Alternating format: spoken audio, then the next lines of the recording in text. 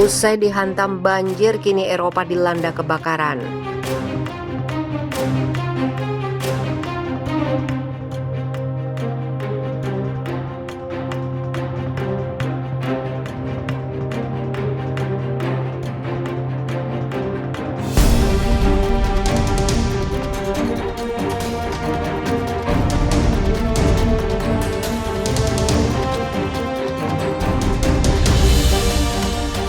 Hujan yang mengguyur Eropa Barat seperti Jerman, Belanda, dan Belgia pada pertengahan bulan Juli kali ini telah memicu serangkaian bencana seperti tanah longsor dan banjir bandang yang telah membunuh ratusan orang. Kini di Eropa Selatan, bencana susulan lain datang yaitu kebakaran hutan. Italia, Yunani, Spanyol menghadapi bencana yang berkebalikan dengan Eropa Barat. Pemerintah di negara-negara tersebut sedang sibuk mengerahkan tim pemadam kebakaran untuk memadamkan api yang telah membakar ribuan hektar hutan. Sebanyak 50 kebakaran dalam 24 jam di Yunani. Jerman, Belgia, dan Belanda sedang melakukan pembersihan dari hantaman banjir bandang dan longsor yang dipicu hujan deras berhari-hari. Tapi belum beres pekerjaan tersebut, kini Yunani, Italia, dan Spanyol sibuk berusaha memadamkan api dari bencana kebakaran yang melanda hutan.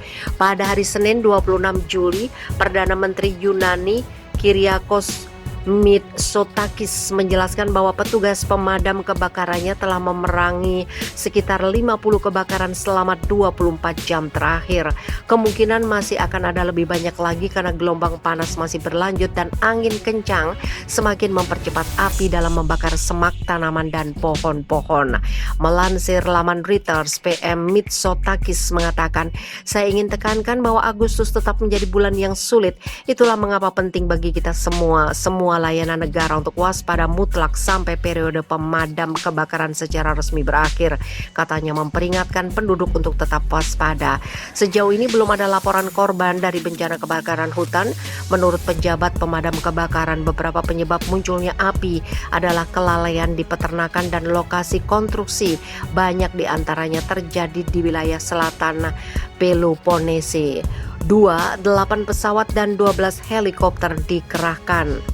Stamata, sebuah daerah yang berjarak 30 km timur laut ibu kota Athena, diterjang oleh kebakaran hutan yang membuat penduduknya dievakuasi. Kota tetangga yang bernama Rhodopoli juga terdampak. Para penduduk yang jauh dari lokasi kebakaran diberi peringatan untuk menutup pintu dan jendela agar terhindar dari paparan asap. Di beberapa ruas jalan di ibu kota Athena sendiri, asap telah membatasi jarak pandang.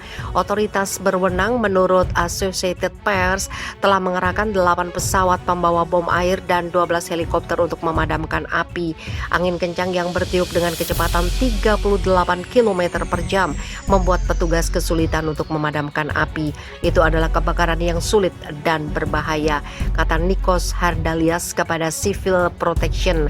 Sebanyak 300 petugas pemadam kebakaran dikerahkan dan mereka harus beroperasi di antara rumah-rumah penduduk yang masih ditinggali. Saat ini penyebab kebakaran belum jelas, tapi 4 orang ditahan untuk diintegrasi, kata Menteri Ketertiban Umum yang bernama Michalis Chrysoukoidis. Kebakaran di dekat kota sering disalahkan pada pembakaran untuk membuka lahan hutan guna pembangunan ilegal. 3. Tanaman hancur, bisnis dan rumah terbakar, serta hewan terbunuh.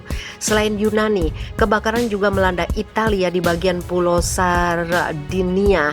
Sekitar 1.000 penduduk telah diungsikan ke tempat yang aman pada hari Minggu 25 Juli. Pemerintah daerah Sardinia mengumumkan keadaan darurat.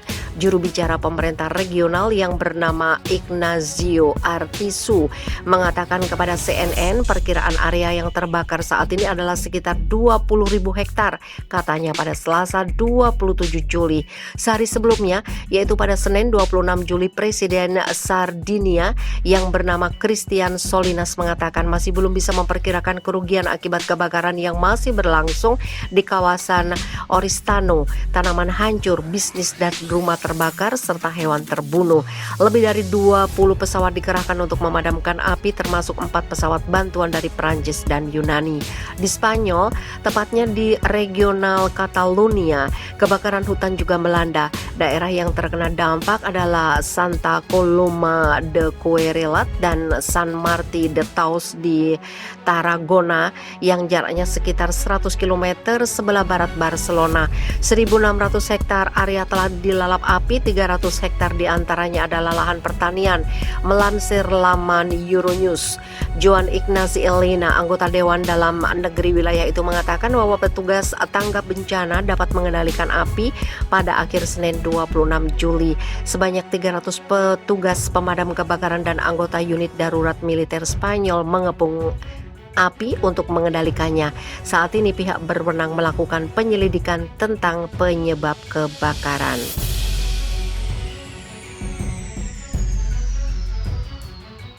Ratusan ribu warga dievakuasi akibat topan Infa yang menerjang Cina.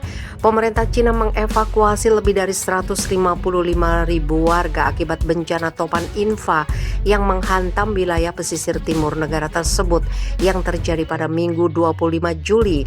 Topan Infa telah memicu hujan lebat dan banjir besar di Provinsi Zhejiang, tepat di bagian selatan Shanghai.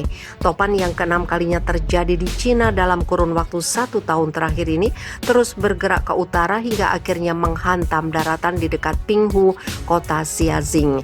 Tidak hanya di Provinsi Zhejiang, banjir besar juga menerjang Provinsi Jiangsu dan kota Shanghai. Pemerintah pun menaikkan status siaga bencana di Provinsi Zhejiang dan sekitarnya. Akibat bencana ini, seluruh jadwal kereta cepat yang melintasi kota Shanghai, Hangzhou, dan Ningbo dihentikan untuk sementara waktu. Transportasi pun lumpuh akibat banjir yang terjadi di sejumlah wilayah. Sedikitnya 114.000 warga di Xiaxing menjadi korban topan Infa. Bencana ini juga merusak lebih dari 267 hektar lahan pertanian warga. Potensi kerugian ekonomi pun ditaksir mencapai lebih dari $721.000 Amerika Serikat. Lebih dari 2,68 juta kepala keluarga terkena dampak pemadaman listrik yang dilakukan di seluruh wilayah Zhejiang. Langkah pemadaman dilakukan untuk mencegah terjadinya korsleting listrik yang membahayakan jiwa. Sementara itu di Shanghai, topan Infa merusak 19.560 pepohonan. Aktivitas warga lumpuh, supermarket, sekolah, museum, dan perkantoran ditutup untuk sementara. Badan Meteorologi Nasional Cina memprediksi topan Infa juga akan memicu hujan lebat di Beijing. Hujan lebat diprediksi turun sepanjang hari pada hari ini hingga besok 29 Juli. Kondisi ini adalah dampak ikutan dari topan Infa, kata He Lifu, kepala prakirawan cuaca dari Badan Meteorologi Nasional Cina.